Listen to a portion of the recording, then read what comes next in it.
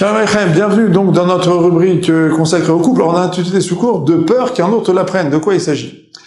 Pendant les Chagim, on n'a pas le droit de se marier. On peut pas se marier pendant les Chagim et même pendant la fête elle-même, d'accord? Mais on peut se fiancer.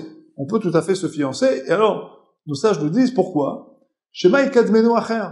Peut-être que si jamais on ne se fiance pas donc pendant la fête, alors que voilà, on a trouvé la fille avec laquelle on peut se fiancer, eh bien de peur que quelqu'un vienne et dise cette fille elle me plaît, puis finalement la fille décide de changer d'avis, et puis finalement le mariage prévu donc va être annulé, et hop, c'est un autre couple qui va se former.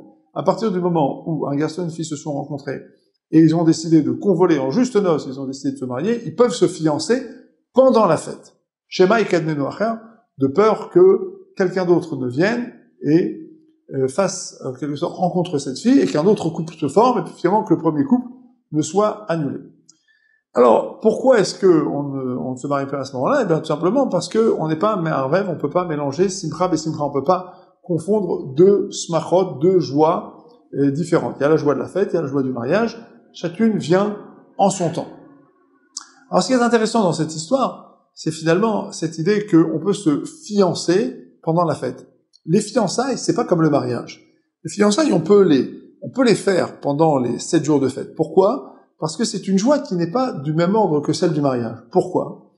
Parce que les fiançailles, finalement, c'est en quelque sorte une prise de contact et en même temps une prise de date.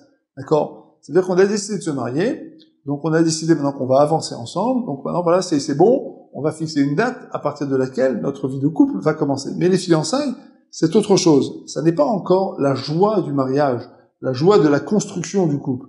C'est la préparation à cette joie. Et là, il y a un point qui est très intéressant. Qu'est-ce qu'un homme et une femme doivent faire pendant la période de fiançailles? La période de fiançailles, nos sages pensent que c'est une période extraordinaire, parce que c'est une période dans laquelle on se retrouve finalement sans grands enjeux, on se découvre, et finalement, il y a une espèce de joie qui s'installe, et qui est quand même délicieuse, parce qu'on se découvre, mais on n'a pas réellement d'engagement l'un vis-à-vis de l'autre.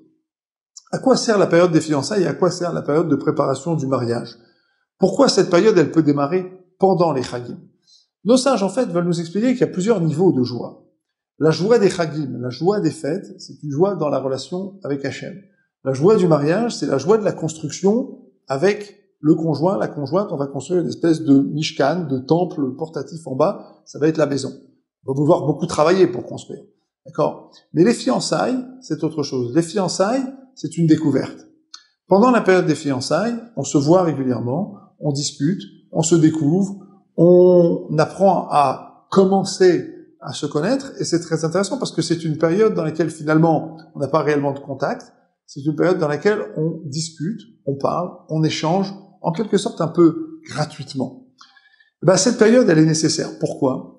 Parce que lorsque nous passons sous la choupa, nous souhaitons que s'installe entre le mari et la femme Ahava, Achva, Shalom, Vereut. Ahava, c'est l'amour. Achva, c'est la fraternité. Shalom, c'est le shalom. Vereut et l'amitié. Ces 4 dimensions, elles existent en tant que telles dans la relation entre un homme et une femme. Un homme et une femme sont à la fois amoureux, ils sont dans l'amour. Ils sont dans le shalom, ils sont dans la paix. Ils sont dans la fraternité, ils sont dans l'amitié. Parfois, ils sont amis. Parfois, ils sont comme frères et sœurs. Parfois, ils sont dans un shalom, dans une complétude. Parfois, ils sont ahava, ils sont dans l'amour. Mais en fait, ces dimensions-là sont des dimensions nécessaires. C'est nécessaire qu'un homme et une femme aient ces 4 types de relations. Et pour qu'une relation soit possible dans le mariage, il faut l'avoir expérimentée avant. C'est la raison pour laquelle la période des fiançailles, c'est en quelque sorte une période d'amitié amoureuse. Vous savez que nos sages n'ont pas tellement particulièrement d'accord pour que les hommes et les femmes soient copains. Ça veut rien dire, copain, copine, un homme et une femme. Où ils sont mariés, ils ont des choses à se dire, où ils sont frères et sœurs, où ils travaillent dans une même société, ils ont des choses techniques à se dire, ils ont des charges techniques, mais pas plus que ça. Mais là, il y a une dimension qui est la dimension de l'amitié. C'est fondamental qu'entre un homme et une femme, il y ait cette dimension de l'amitié. C'est ce qu'on va expérimenter pendant la période de fiançailles.